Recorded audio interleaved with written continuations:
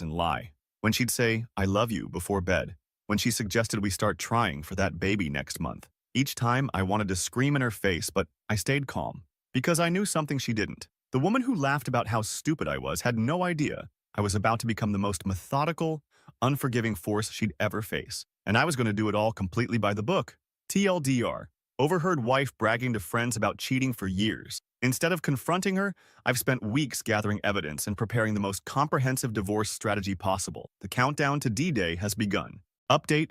First off, holy shit, you guys. I didn't expect my post to blow up like that. Thanks for all the support. And the Reddit Gold, WTF. For those asking if this is creative writing practice, I wish. It's been 3 weeks since my last update. A lot has happened, so buckle up. Remember how I mentioned having a plan?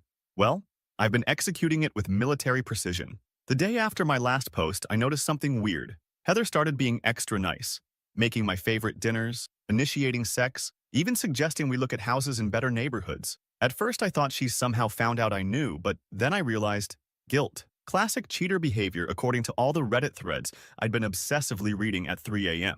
Let me break down exactly what I've been doing. Finance it. This was priority number 1. I'd already moved half our savings to my personal account. Next, I documented every single expense related to her affair. Those hotel charges? Itemized. The dinners she claimed were with clients, but were actually with Sutton? Spreadsheet. The lingerie she bought for him? Photographed the receipts. My lawyer said this could be considered dissipation of marital assets. Basically, she spent our money on her affair. I also froze our joint credit cards, told her there was suspicious activity and the bank was sending new ones. Technically true, LOL. This gave me time to remove her as an authorized user on my main card. The look on her face when her card got declined at Sephora? Priceless. She called me ranting about how embarrassing it was.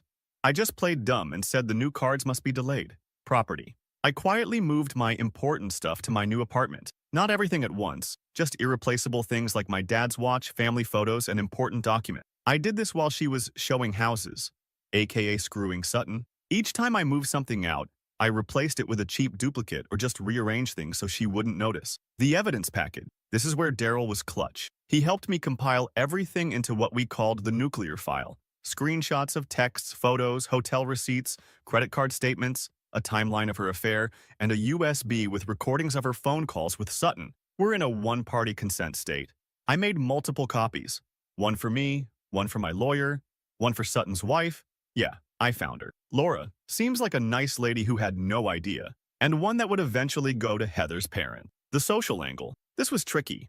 I wanted to control the narrative before Heather could spin some BS story, making me the bad guy. So I started having guy talks with our mutual friends.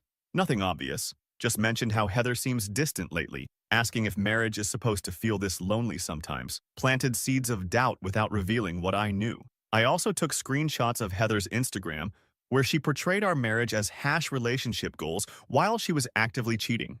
The hypocrisy was next level.